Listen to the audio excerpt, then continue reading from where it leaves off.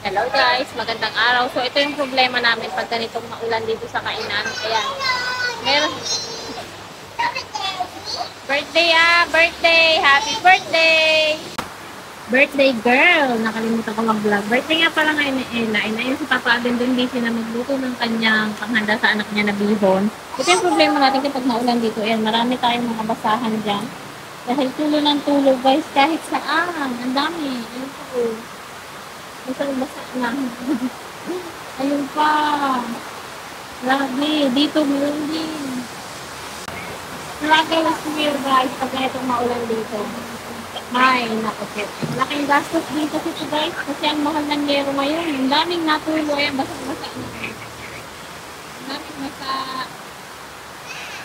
Ayan, pag ganitong may nakain nakakahiya kasi yung mga lamay sa tuluan na tuluan. Ha? No? Papa Lolo. Oo. Natulo ang mga lamesa. Lahat ng ulan ngayon. Kala ko isamot na. Eh, ayan, bumalik na naman sa dati. Hindi makaalis yung mga kumain at mababasa. May payong naman tayo. Dito, pahiramin muna natin ang payong. Kawawa naman. Gillian, pahiramin mo muna payong. Yun. Isa pa. Para makapasok sa sasakyan.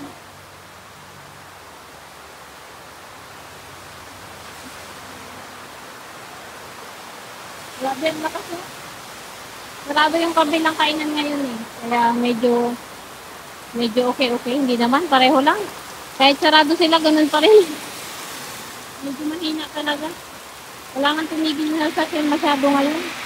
Pag malakas ako lang, nag-simbak dito yung tubig sa gilid. Wala kasing kanal. Gawa ng sarado na doon sa kabila at may kainan na. Walang ginawang kanal sa ilalim. Kaya natatambak dito yung tubig. Ilang kilo naman to? Isa? Isang kilo? Dalawang ano lang, Sarap o, cake yan. Hala, papakin natin. Naprito na pala to. Hap.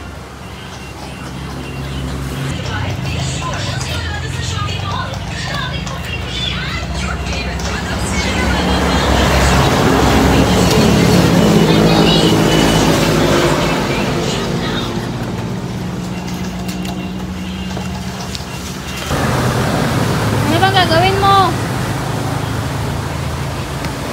Ano ba yun? Birthday Mag-birthday ka? Ano gagawin mo sa cake? Hihipan tayo Ha? Hihipan mama TV. Hihipan mo na yung cake mo? Oo. Mamaya na, wala pang ang tao. Ano? Wala ka pang bisita. Ano na ba? Ano na ala? Tao? Sino? Ano? Wala pa. Mamaya na magbe-birthday. Gusto niya nang hipan yung cake niya. Eh, wala pa naman nga sila ate Nene. Wala pa sila ate Helen. Wala pa nga sila.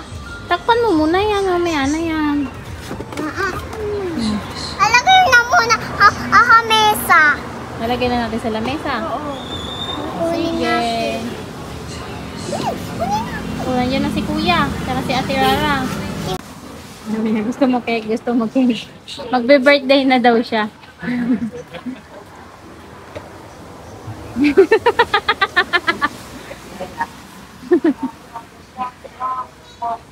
Nagluluto pa si Papa Alden ng merienda, hindi pa luto.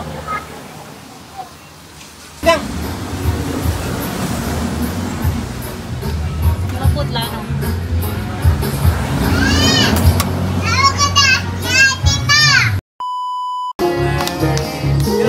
Happy birthday! Happy birthday! Happy birthday to you! Blow na, blow! Yay! Ulit! O, dali na, blow ulit, blow! Tuwang-tuwa nga ang batang ito. Naku po, kanina papagising pa lang, alam nyo ba guys, sinasabi niya na sa akin na birthday niya daw. Tapos, nung hapon na nga, ay hindi pa kami nag-aayos, mga bandang alas 2, aba, ay nagtatanong na sa akin, sabi niya, magbe-birthday pa ba ako? Bakit walang mga tao? Sinong kakanta sa akin? Sobrang tawa ko nga nung sinabi niya yon dahil nagulat ako. Inaabangan niya pala na may pupuntang mga tao dito, katulad siguro iniisip niya yung katulad nung dating birthday niya na may mga tao, magkakantahan, ganyan. Nung nakita niya nga na isa-isa nang dumadating yung mga kapatid niya, sabi niya, ayun, magisimula na daw yung birthday niya. Pinalabas na yung cake, pinalagay dito sa lamesa at siya'y magbo-blow na daw. At magkantahan na daw kami ng happy birthday. Ay, ilapot, ang dami mo talagang alam. Naku po, ayan, kain muna tayo. Nagbihon lang pala kami. Ito palang kaibigay lang ni Hipag, ng ninang ni Ella, si Ate Nene. Ayan, buti yun, nakabili siya. Nagulat nga kami kasi wala naman kaming balak talaga, guys. Maganda talagang ang balak namin. Dinner lang sana magpapakain ng gabi, sa gabi dito. Walang cake, walang kahit ano. Guys, ang ganda pala itong nabili kong bedsheet sa Shopee. Lalagay ko sa comment section yung link kung gusto nyo. 3 buwan na to sa akin. Ayan, kay Kiel, ito na room. Tapos ito naman yung kay Jillian. Binili ko na rin ng kulay red naman daw yung gusto niya. Ayan, kasi magandang quality. Kaya umorder ulit ako. Hindi yan dadami. Kahit titigan. Bilangin mo pa ulit-ulit. Ay, lagi na lang negative.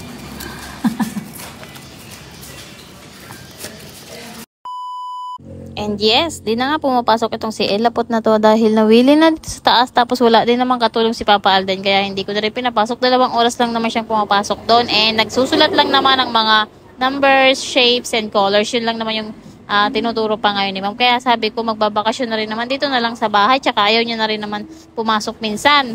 Mga 2 beses sa isang linggo lang pumapasok, ganon. Kaya ang ginawa ko, dito ko na lang tinuturuan kahit yung mga basics lang, yung pagsusulat ng numbers, yung pagsusulat ng letters, ganyan, tapos coloring. Medyo ayaw niya pa ng matagalan na magsusulat, na buboring siya, napapagod siya.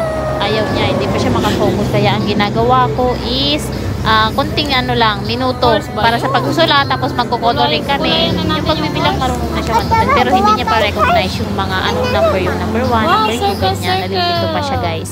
So ayan, pero mas marunong pa yata to sa akin, ang hirap turuan. Ito yung pink, ito yung blue, ito yung violet.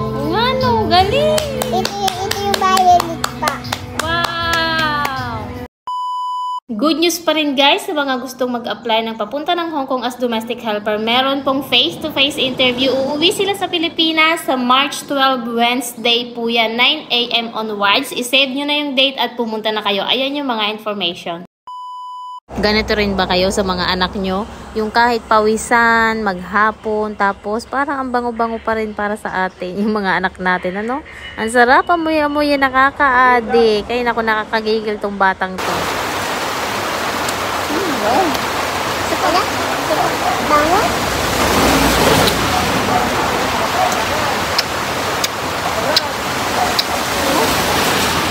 Ang baho. Yan, wait lang, wait lang. Wait lang. Dito nga ay nag-aayos tayo ng lulutuin na pansit para kay Elapot na birthday. Ayan nga yung ating 2 kilo nga. Sobrang dami pala. Sobrang dami nang naluto natin. Tayo-tayo lang naman pala yung kakain. Tapos nilagyan lang ng carrots at saka itong repolyo. Tapos yung kikiam nga at saka ano pa nga ba yung nilagay ni Papa Alden. Ayun, karne. Galing na dito sa mga tira-tirang luto natin dito sa kainan. Nakikigulo nga itong isang batang batuta. Yung kikiam sobrang sarap. Pinapak ko na pagkaprito. Itong carrots, ang sarap din kainin. Ako namimiss ko na magsalad-salad. Yung mga gulay-gulay sa Hong Kong, namimiss ko na. Tsaka yung mga pagkain na steam-steam lang. Bakit kaya hindi uso natin dito ang steam-steam, no? Yung mga ulam-ulam. Kasi sa Hong Kong talaga yung karne, yung minced pork, yung isda, lahat yun, inaano lang nila, steam-steam. Hindi nila yung tulad sa atin na mahilig sa prito, yung mga paksiw-paksiw, gisa-gisa. Doon halos puro mga steam talaga. Isa din yun sa mga mamimiss mo talaga kapag umalis ka na sa Hong Kong, yung mga pagkain nila doon na healthy din pa. Kahit pa paano kasi nga, mas mabilis siyang maluto. Steam lang. Katulad ng mga pork ribs, yung mga karne, lalagay lang sa oven, 25 minutes lang. Tapos okay na. Pero alam nyo, ang iba doon ng mga baboy, mabilis lumambot. Hindi katulad dito sa atin na matagal ilang oras pa kukuluan. Namili nga sa kanina si Papa Alden, worth 950 pesos na ito lahat para dito sa kainan para gagamitin natin bukas. So meron tayo dito itong mga siling pangsigang, tapos yung ating gulay na panlagay sa nilagang baka, yung Baguio Pechay. Ayan, isa-isa lang binibili namin, guys. Ilang araw na rin yan dito. Samantalang noon isang piraso niyan, isang araw lang. Meron din tayong ampalaya. Ayan, Mabili ito guys pag ito yung gulay natin, yung ampalaya dito sa kainan, mahilig sila. Basta masarap siyang tingnan. Nabibili siya, nauubo siya.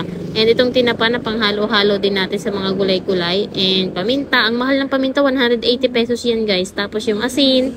And yeah, wala pa kumakain, gabi na. Ganun talaga, may araw na matumal at may araw din naman na sunod-sunod talaga yung kumakain. Talagang pagod match ka. Kaya ayan, sabi ko, naku po, nag-aantay ng customer dyan sa may pinto. Ayun lang muna yung ating video. Thank you for watching guys. Huwag kayo share. Bye-bye. Tingnan nyo sa comment section yung mga link ko ha, mag-order ko para may commission tayo.